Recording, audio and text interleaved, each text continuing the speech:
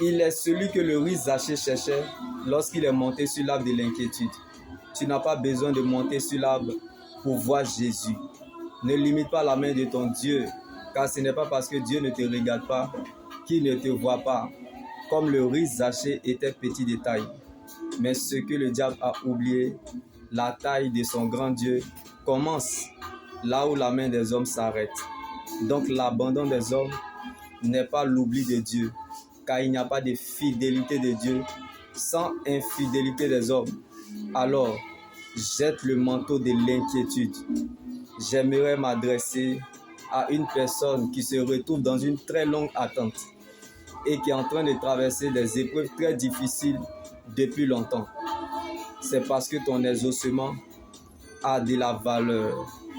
Plus notre exaucement tarde, nous sommes contents de ce qui arrive.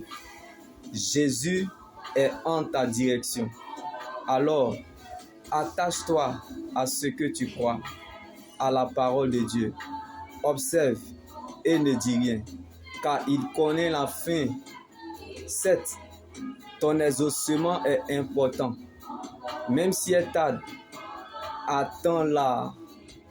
Ce qui est essentiel, c'est que Jésus t'a déjà touché par sa parole.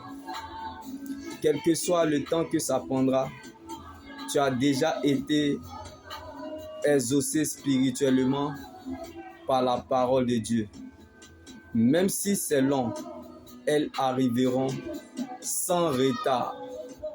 Dieu peut venir tard, mais jamais en retard. Lorsqu'il est le maître du bateau, l'arrivée est certaine. Donc, il vient à ta rencontre. Quelqu'un est quelque part, mon Dieu le visite.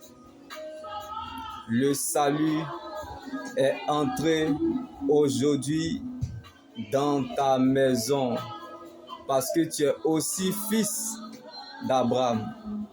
Que la bonne santé de ta foi donne la santé à la foi de quelqu'un comme le riche Zachée. La prophétie d'une personne est pour toi. Tu peux venir en retard, mais ton arrivée sera remarquée. La promesse de Dieu n'a pas d'âge, mais elle est un destinataire.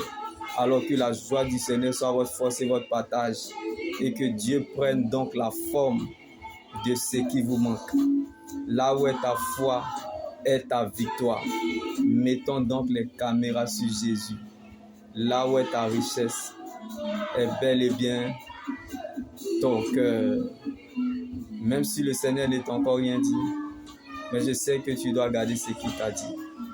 Là où se trouve ta richesse, c'est là où se trouve ton cœur. Alors, que votre foi ne s'appuie pas sur les ressentis, émotions et sentiments, mais sur ce que Dieu dit, sa parole.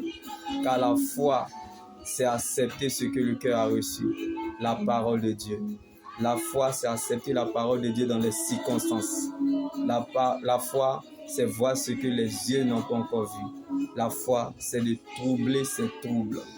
La foi, c'est une mentalité. La foi, c'est de croire que Dieu est capable d'agir.